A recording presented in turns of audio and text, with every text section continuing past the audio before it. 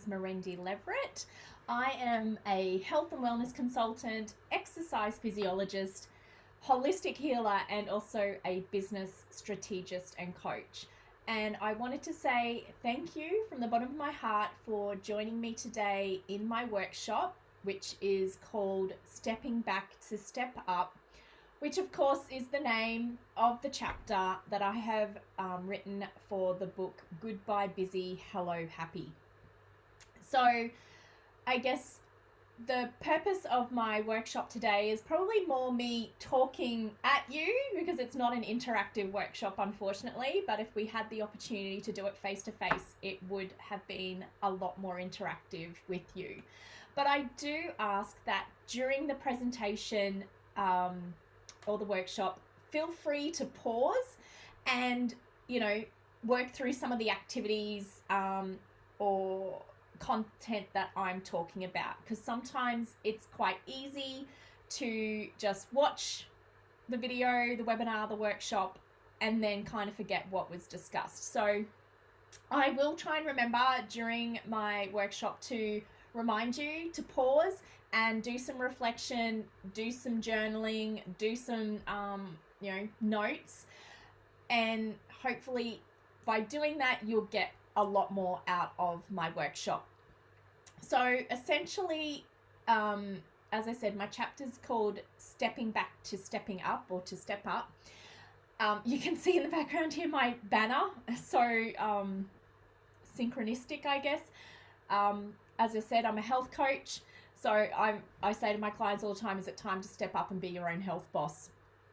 So with my workshop presentation, essentially what I mean by stepping back to being able to step up and be who you want to be in business is essentially, number one, all about self-care. So I'll be talking about self-care, where it originated from, what, the fallacies are around it, and what self-care is. So it's not all about, pampering ourselves. Self-care can be so much more. So not going to say too much else at the moment because I don't want to give too much away. But yeah, I hope you enjoy the presentation. And at the end, I will have my contact details if you wish to reach out and learn more about self-care. And yeah, I hope that you enjoy it. So let's get started. Like I said, my name is Merendi Leverett. I'm a health and wellness consultant, also an exercise physiologist. I'm a holistic healer, and I am a business strategist, business coach. So I help women start their own business. I have about 20 years experience in health clinic startups, but I certainly, with my business acumen, can help most women in starting up their business. So let's see if this works. Nope. Alrighty. I'm going to have to do that way, and I think I have disappeared off the screen. That is okay. I will come back later. You don't need to see my beautiful face.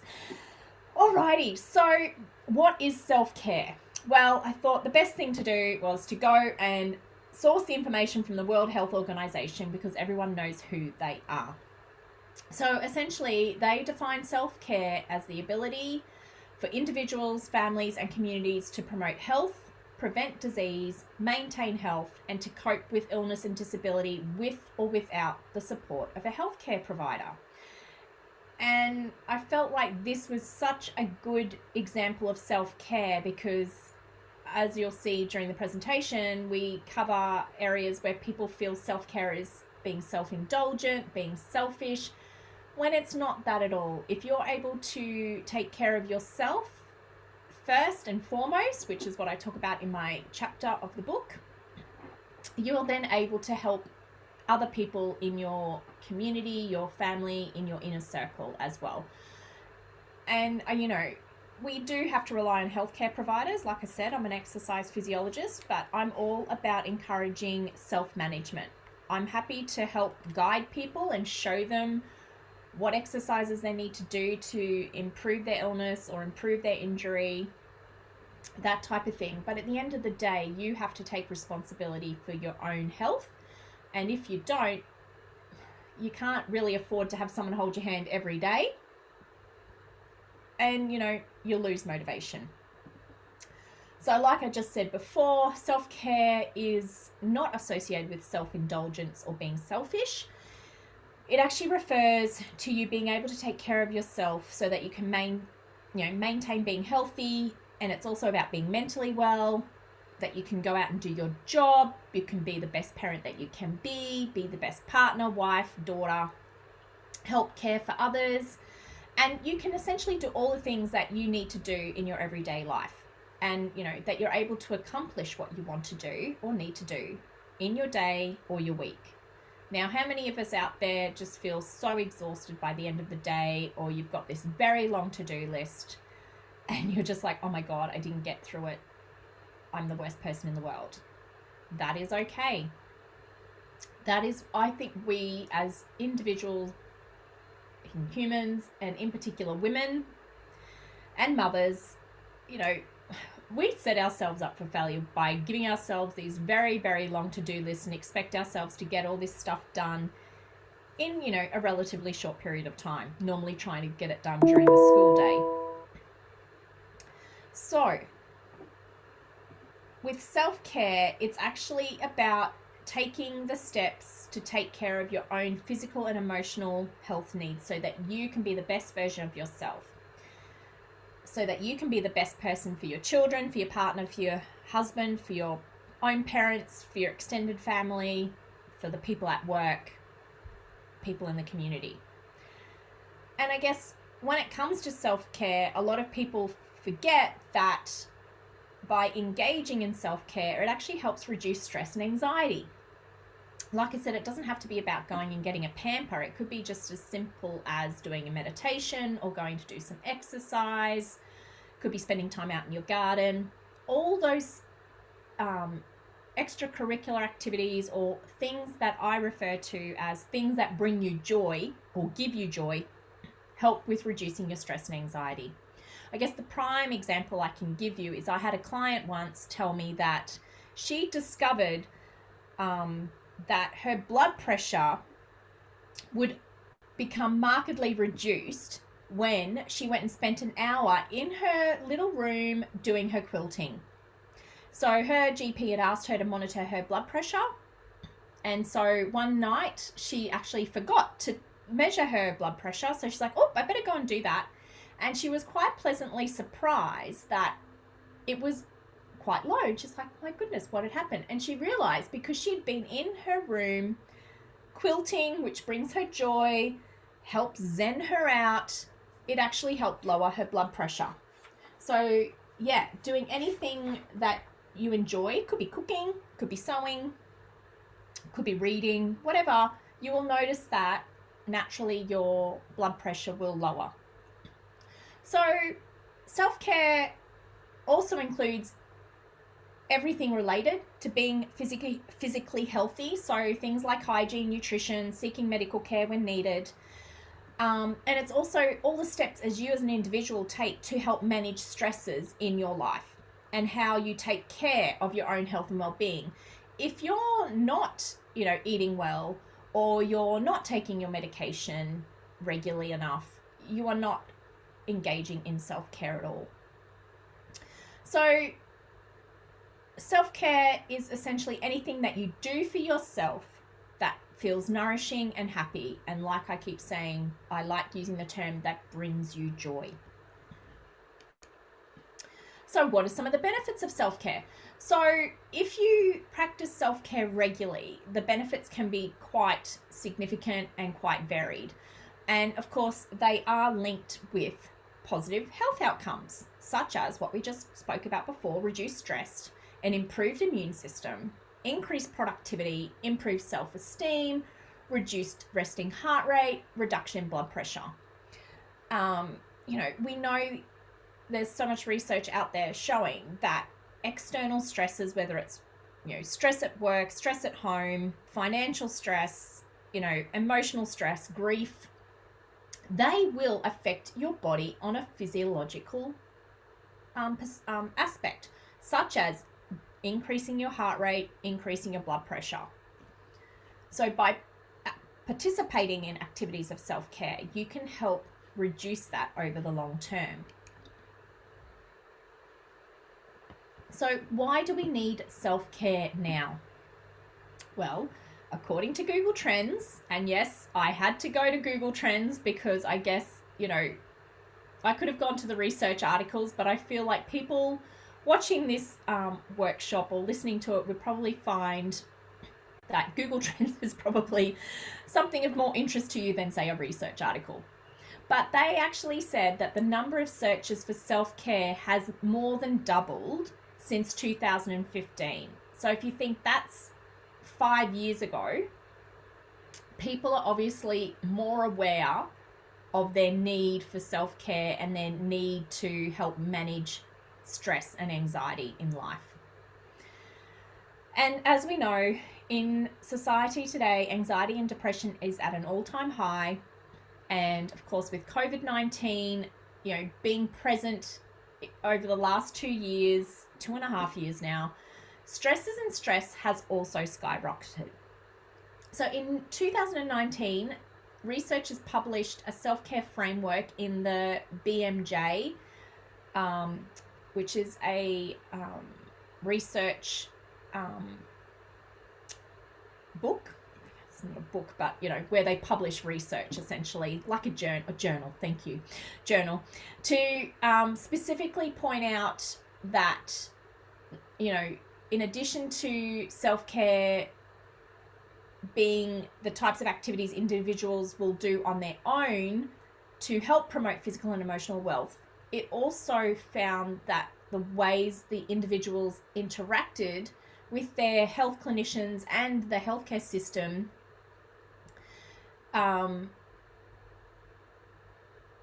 also affected their physical and emotional health. So there are a lot of people and a lot of factors that bear on your own ability to engage in self-care. I guess that research article was trying to show or demonstrate that, sometimes people's interactions with their health clinicians or the healthcare system may not always be positive. And I guess the example you can probably use is, the waiting list to get surgery, waiting times to get into your GP now. Here in Australia, they're looking at, changing the whole Medicare system because doctors can't afford to bulk bill anymore. And they're looking at putting it back onto the individual to pay the gap fee. So yeah, I guess when it comes to self-care, it's not just about what you do to yourself in terms of, is it meditation, exercise, gardening, whatever. Like we said in the other slide, it's about accessing the healthcare services you need to help with improving your health and well-being. So I guess in the last 5 years, it is pretty apparent that self-care has become more mainstream and more cool to do. Just gonna have a drink. So how do we self-care? So if you see there in the top right-hand corner of the slide, this is a really awesome graphic that I found. It was created by a lady, and I've acknowledged her there. And she created a graphic about checking your battery. And I'm a real believer in visuals and helping people understand. So I'm hoping that you'll be able to relate to this battery. So, you've got your full battery there in the purple. So if your battery is full, or you could refer to it as a bucket. I know at schools, a lot of them talk about keeping the kids' buckets full. It could be any type of analogy that you can think of. So keeping your bucket full or your battery on full charge means that you'd be feeling great, you're feeling awesome, you're able to maintain your current activity levels, the busyness of work, family life, that type of thing. You're meeting your needs and you are regularly practicing self-care. But as you go down, as you deplete your battery or empty your bucket, things start to, I guess you could say, cracks start to appear. And, so this is where you can start seeing, I'm feeling a bit meh, I'm feeling okay, feeling a bit tired. These are the times where you probably need to do what I say in my book, step back to be able to step up. Just taking some time out. You don't have to be busy all the time. And I guess that's the other thing that I've noticed too, is that people are rushing because we've got technology at our end of our fingertips. There is no downtime anymore. You know, years ago, before mobile phones, you could be able to just chill out and at home after a long day at work. Whereas now we're constantly engaged with technology and people online, on phone calls, messaging, social media, that sort of thing. And then, of course, you've got your battery that's empty. So your battery's empty. It's like you're absolutely drained. You're at your wit's end. You're getting, quite feisty, snappy at people, that sort of thing. So I guess when you're checking in with yourself every day, and I do talk about this in one of the slides coming up, check your battery level. Where am I feeling at today? Am I struggling? Am I meh? Am I feeling okay? Or am I feeling absolutely fabulous? Great. So so self-care requires checking in with yourself and asking yourself, how are you doing? So I guess this is probably a really good time in this presentation to pause it and ask yourself these 3 questions. How are you feeling? How are you doing?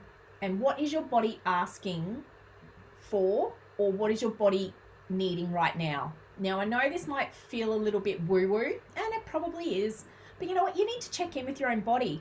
And this is where I find, Reiki really good, or just doing an internal body scan, even just tensing muscles, relaxing them, and seeing if you're getting some kind of physiological response from your body. There are many different ways to check in with your body to see what it needs right now. But, just use your intuition. Have you got a bit of a niggle in the neck? Have you got a niggle in the knee? Is your tummy feeling a bit upset today? They are the types of physical responses that your body will give you to tell you that you might need to address something. Do you need to go and do some stretching? Do you need to exercise? Do you need to check your chair? Maybe your chair's not set up right. Have you got the right footwear? Have you had a bit of stress at work and that's causing the tension in your neck? So just sit there for the next few minutes and ask yourself, how are you doing? Think of yourself opposite you. How are you feeling? You could give yourself a rating. I often say to people, use the emojis. If you had all the choices of the emojis in the world, what one would you be feeling today? Is it the really happy one, or is it the one with the smoke blowing out of his mouth? Is it the crazy one? That type of thing. So just take a few minutes now to pause the video and just do a self check-in. And if you want to, you can write some notes down. Great. So I hope you've learnt a little bit about yourself and listening to your body. So moving on. So some people will use self-care practice to deal with difficult news stories, work stress, or personal issues. Like they say nowadays, we shouldn't be watching too much news on TV or listening to it or scrolling through it on our phones because we can't switch off. In the old days, they would listen to the radio first thing at night or first thing in the morning to hear the news broadcast, and that would be it. You wouldn't hear anything else for the rest of the day. Same with TV. Everyone would just switch on their TV at 6 o'clock, watch the 6 o'clock news, and that would be it for the day. Today, we're bombarded by news, whether it's good news stories, bad news stories, constant. So I often suggest to people, if you can just switch off altogether and just choose one medium for you to get your news, whether it's reading the newspaper on your phone or on your iPad, or just watching the 6 o'clock news, or listening to the news in the morning on the way to work on the radio, whatever it is, choose one and only do that one for the day. Because if you continually bombard yourself with negative news stories, it's going to cause you a lot of stress. People also use self-care to help maintain their happiness day to day, and as I said before, keeping their buckets full. But self-care doesn't mean the same thing for everyone. Everyone has their own go-to self-care practices. So again, maybe pause the video now and have a think about, what are you doing now in your everyday life, and that could be classed as a self-care practice. And, and your own definition of self-care may change over time depending on your needs or stresses in your life. So some examples are, some people have like a ritual in the morning where they will do some yoga, or they'll do meditation, or someone says, I go outside with my morning cup of tea or coffee and I go and sit in my backyard and just connect with nature and just switch off from technology and just enjoy that cup of tea or coffee. So is there something that you do regularly that you have never thought that is actually a self-care practice? It could be listening to your favorite music, favorite band on the radio in the car, or when you're cleaning the house, turning up the music. That is kind of self-care because you're bringing yourself joy by listening to music that you love. So then engaging in self-care regularly can help you prepare for the day much better, and also helps minimize your reaction to stressful events. If you're already stressed, it's like being in that flight or fight response, you're going to react a lot quicker to stresses than, say, someone who is got a battery that's feeling very full. So yeah, checking in with yourself daily is a great way to just see if you think you're going to be quite reactive to stressful events during the day, or if you're going to, I'll be managing that. So what are the types of self-care? This is something I get asked all the time. So we can categorize it into emotional self-care, physical self-care, and spiritual self-care. And then we've got two other categories of temporary and enduring. So emotional self-care are those things like self-talk, having a weekly bubble bath, saying no to things that can cause unnecessary stress, removing yourself, from, stressful people in your life, giving yourself permission to take a break. When was the last time you actually took a genuine lunch break when you're working, especially if you work for yourself? Do you find that you work through lunch? You don't actually stop to have lunch, or even stop to have a coffee break or a tea break? And it can also be a weekly coffee date with a friend, is an emotional self-care activity. So what are some physical self-care activities? Well, one is definitely prioritizing sleep. You'd be surprised when we're stuck on our phones and technology, or working late at night because you work for yourself, the time just flies by, and the next thing you realize it's 1 a.m. and I haven't been to bed. So you can do this on your phone, set off a, bedtime timer. So on my phone, I get a reminder half an hour before my bedtime at 9 o'clock. It's time to start winding down. And then my phone will actually go into sleep mode at 9 o'clock. So anyone who messages me or texts me or calls or even notifications from social media gets silenced. I don't get notified. Or you can just switch your phone off. But again, if you use your phone for an alarm, that might be something you need to keep on. Adopting an exercise routine. And yes, I've got a background in exercise physiology, but I'm not talking about going to the gym. You don't have to do the whole gym junkie thing anymore. Simply going for a regular walk 2 to 3 times a week is enough of a good exercise routine. And then throwing in, maybe a yoga session a week, and it doesn't have to be actually going to a yoga studio. You could, find something on YouTube. The same with Pilates. Doing something that's not as vigorous. It could be taking up social tennis, whatever it is, but just doing something regular. Could be walking your dog, whatever you feel is going to suit you in terms of exercise. Choosing healthy and nourishing foods over highly processed ones. We are living in such a mad, crazy world now that, convenience food and takeaways are so much easier.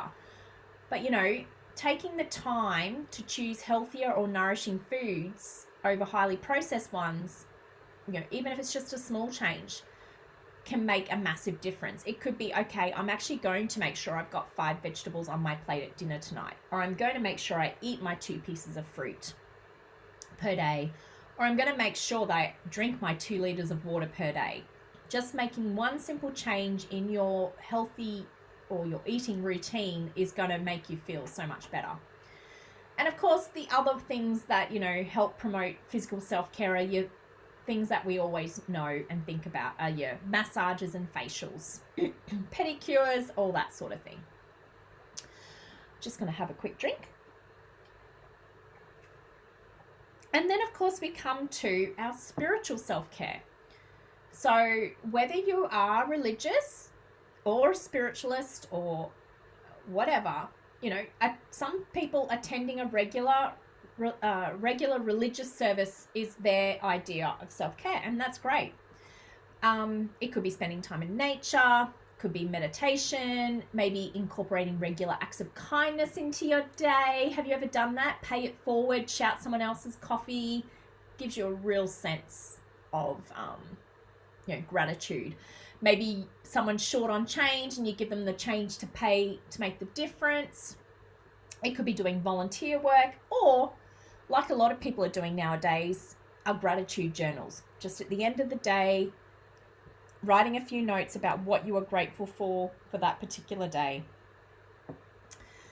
And then, of course, as we said before, you've got temporary categories of self-care and enduring. So temporary are those things that give you an instant buzz. So going out to dinner with a friend, because you'll benefit from the social connection, but it won't last very long after you part ways. Whereas an enduring has more long-term effects. So things like practicing mindfulness, and we're not talking about meditation. I know a lot of people freak out about meditation, but mindfulness seems to be the new term that we're using. And that can be, as I said before, just sitting in nature and really enjoying and savoring that cup of tea or cup of coffee you've made, and just looking at the trees, listening to the birds, watching your pets play, whatever. Or it could be watching your kids play.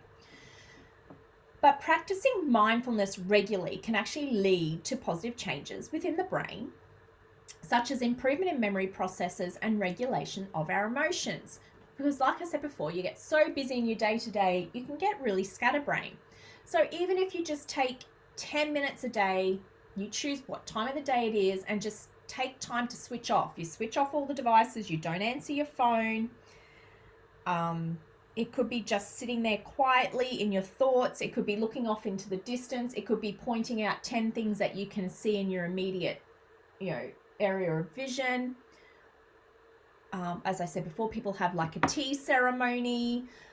It could be, and this is something I learned recently, is actually sitting there and enjoying your meal, whether it's lunch, or dinner, or breakfast, actually sitting there and consciously eating, chewing the food, feeling the taste, feeling the textures, feeling the flavors, all of that, because we seem to eat in such a hurry these days that we don't actually sit and enjoy the meal that we've prepared. So that's a kind of mindfulness activity. So self-care activities can be anything that floats your boat or puts a smile on your face. You do not have to be, guided by other people. It's whatever you feel is right. So here are just some prime examples of some self-care activities. It's not an exhaustive list. There is, I'm sure, heaps of other things that you guys can come up with. So even if you want to stop the video now and just jot down for yourself some self-care activities that you could do immediately today, tomorrow, in the next week, that you may not have thought of doing before, or you can choose some of the ones that I've got here. So like I said before, writing in a journal, starting each day by paying attention to your breath for like 5 minutes, setting positive intentions for the day. For me, I've now recommenced pulling oracle cards. There are some really beautiful oracle cards out nowadays, or there are heaps of different types of motivational or affirmation cards, and I just pull one a card a day to see what the message is for the day, and that's what I do or focus on. Like I said, eating breakfast. How many of us rush out the door without actually eating proper breakfast? That could be in itself a self-care activity, just making sure that you have fueled your body for the day. Putting your phone on airplane mode for half an hour each night and release yourself from the flurry of notifications, which I've spoken about. Calling a friend just to say hello. As I said, we get caught up in our day-to-day that we forget that we haven't spoken to someone for a while. Taking up a relaxing hobby. As I've said earlier, pick a bedtime and stick to it. We've talked about exercise before. Reading a book in a peaceful spot in the garden is a really great one. As I've said, making a cup of tea or a drink, and drink it quietly with no distractions. or taking up a new hobby or art and craft activity that is not so relaxing. So this is just a little graphic I created through my business. You can see it on my social media. Feel free to share it. I'm on Pinterest, so it's on Pinterest as well, I believe. But I just created this infographic to remind people that, you know, self-care should be simple. So you can see there I've come up with 7 top self-care activities: keeping active, practice mindfulness, staying connected. So you can see someone cuddling their cat, eating nutritious food, whether you've grown it yourself or you're choosing organic, listening to music, learning a new skill or hobby, and taking time out from your tech and TV. So how do you start a self-care routine? Well, essentially, you need to determine what activities bring you joy, rejuvenate your energy, and restore what I call your inner balance. So start small by choosing one activity that you would like to incorporate into your daily routine in the next week. And of course, continue that practice until it becomes habit, that it's just part of your daily routine and you don't forget to do it. And then you can build up to practicing, you know, that activity every day for a week, and yeah, see how you go. But whilst you're doing that, I do encourage you to reflect on how you feel. So maybe journal your thoughts or feelings after doing it, or maybe at the end of the day. You might find you're feeling a lot less stressed. But yeah, just record how you're feeling, how your body's feeling, maybe the body's responses you'll feel, and be able to share. And then only add additional self-care activities when you feel ready. And like I think I've said before, you know, these activities don't have to be expensive. They're just simple things you can do at home. They shouldn't have to cost the ends of the earth. But, you know, if you want to go for a massage or a pamper, then by all means do that. But that's something you'd probably save to do once a month or once every few months. You want to be able to find self-care activities that you can do daily that will be able to be incorporated into your daily routine and become a habit. And of course, I always suggest to people get support from health professionals such as a life coach or counselor, dietitian, various therapists, exercise professionals, GP, if you're trying a new activity, such as meditation or changing your meal plan or starting exercise. Because if you do have pre-existing health issues or injuries, you do need to seek specialist advice before starting that. And that is it. That is the simplicity of stepping back to step up. Essentially just asking you to take some time out of your day to perform some self-care so that you can reconnect and just take some time out to be able then to be step up and be the person you need to be in business, in your personal life, at work, in your community. So thank you for joining me today. I hope you got some great tools and tips from my presentation, and I do hope you enjoy reading my chapter in the book Goodbye Busy, Hello Happy, and that you get some information that will be able to help you, you know, move on and reduce the busyness of your life, and you know, try and reduce the stress in your life too. So here you can find how you can connect with me. I have 3 businesses. I'm on Facebook, Instagram, Twitter, LinkedIn. Essentially, you just have to Google my name, Merendi or Merendi Leverett, and you will find me wherever. And I have got some podcasts as well as that you will see there too. So feel free to listen to those. Some of them, they all have some amazing tips in self-care, and hoping that they will be of benefit to you as well. So thank you again.